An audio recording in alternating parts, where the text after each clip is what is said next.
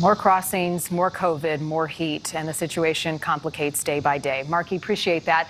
Eddie Trevino Jr. is the Cameron County judge in the southernmost part of Texas. It is also the area of the country that has seen the largest number of these illegal border crossings this year. Judge Trevino is also the chairman of the Texas Border Coalition that Marky just mentioned, that met with the members of the White House today, and also the only member who was allowed into the room with the Homeland Secretary this afternoon. Sir, appreciate your time.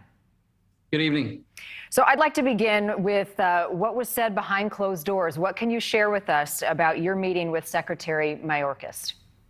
Well, it was a roundtable discussion, obviously very important to us local leaders at the border to have the Secretary of DHS hear our message, because as your reporter just indicated and as you've been reporting, the impact, the reality on the ground here at the border in the Valley is such that it's not tenable.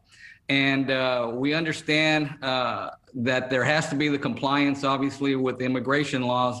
But we also are aware that when you complicate the broken immigration system with the realization of the pandemic, the impact that the pandemic's having on both sides of the border, we think that it calls for immediate drastic action, and that the safest thing to do both for the immigrants and for the U.S. population, those of us here on the border and everybody else within the United States, is to at least at a bare minimum put a temporary pause, a moratorium to control the influx in order to allow our U.S. federal agents, the Border Patrol, CBP, DHS, the opportunity and the time to basically gather and marshal their resources in order to address this influx of immigrants, which obviously is compounded by the COVID-19 virus and the positivity rate that Secretary Mayorkas indicated. We talked about a number of different things. He listened. We did have a spirited discussion, a very passionate discussion on the part of various border leaders.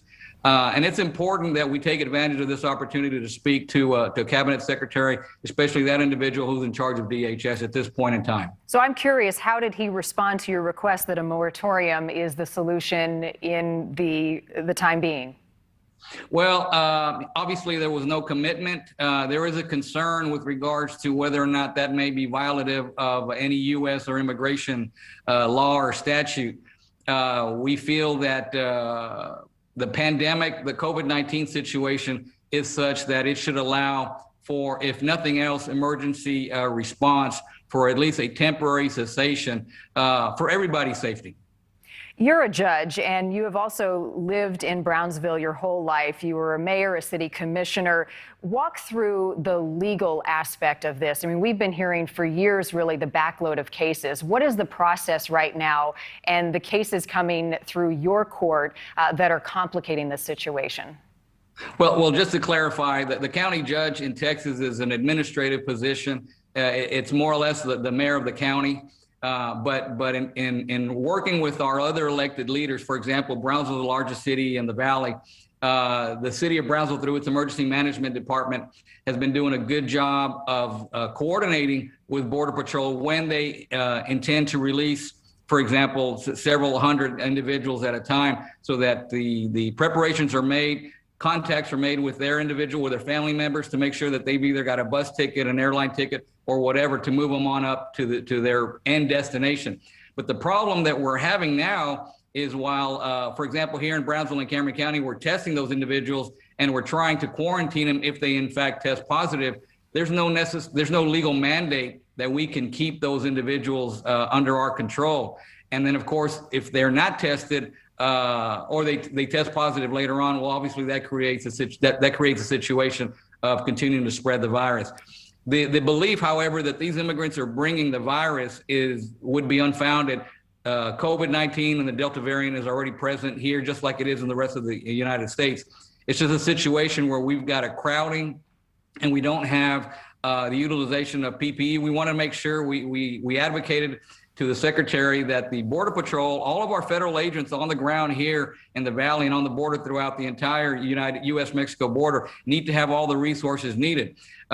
Chief Ortiz, the chief of the Border Patrol, indicated that he can have anywhere from 300 to 400 Border Patrol agents that are out at a particular time because of the COVID-19 situation, whether or not they've tested positive or they're just in quarantine. When you magnify that problem with regards to a shortage of officers, you've got overtime, you've got multiple shifts, you've got stress related to handling this particular situation, putting them in harm's way because you've got a multitude of individuals in small spaces.